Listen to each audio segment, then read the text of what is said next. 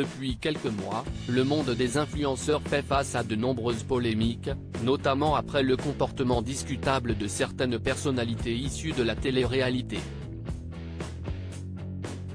Promotion de la chirurgie esthétique, d'objets contrefaits ou de mauvaise qualité, arnaque aux crypto-monnaies et aux paris sportifs, posts sponsorisés mais non affichés comme tels.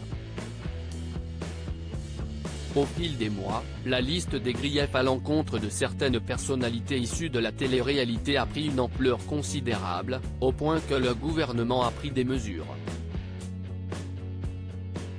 Il y a quelques semaines, Bruno Le Maire, l'actuel ministre de l'économie, faisait voter à l'Assemblée nationale et au Sénat une loi permettant de mieux encadrer les pratiques autour de ces nouveaux métiers issus pour la plupart de programmes de télévision, mais aussi de YouTube.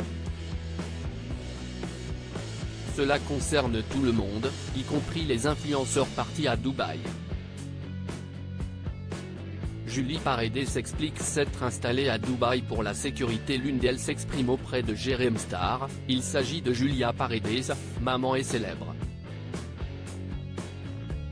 La maman de 2 enfants, qui habite Dubaï depuis plusieurs mois, raconte avoir déménagé au Moyen-Orient pour la sécurité, expliquant que des malfaiteurs suivaient sa vie sur les réseaux sociaux pour mieux tenter de la voler lorsqu'elle était en France, ou encore qu'elle avait dû changer 3 fois d'école pour sa fille face au harcèlement dont elle était victime. Mais si la fiscalité est aussi une des raisons qui a poussé la jeune femme à déménager, elle tient néanmoins à mettre les choses au clair, tout ce qu'on ne paye pas quand on habite en France, on le paye quand on est à Dubaï. Elle révèle ainsi avoir dû payer pour son dernier accouchement, qui s'est déroulé en France, en raison de son statut d'expatriée, car elle n'est pas couverte par la sécurité sociale. Une situation qui n'est pas toujours facile à assumer compte tenu du coût de la vie à Dubaï. Sa grande maison, qu'elle loue sur place, elle la paye environ 7 000 € par mois.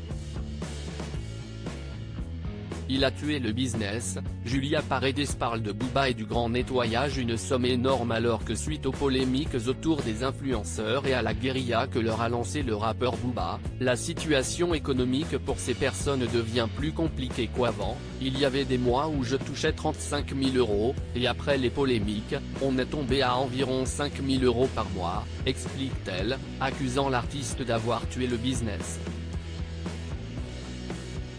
Il a mis tout le monde dans le même panier, regrette-t-elle, évoquant également une sorte de grand nettoyage, où des influenceurs, incapables de payer les frais à Dubaï, finissent par revenir en France.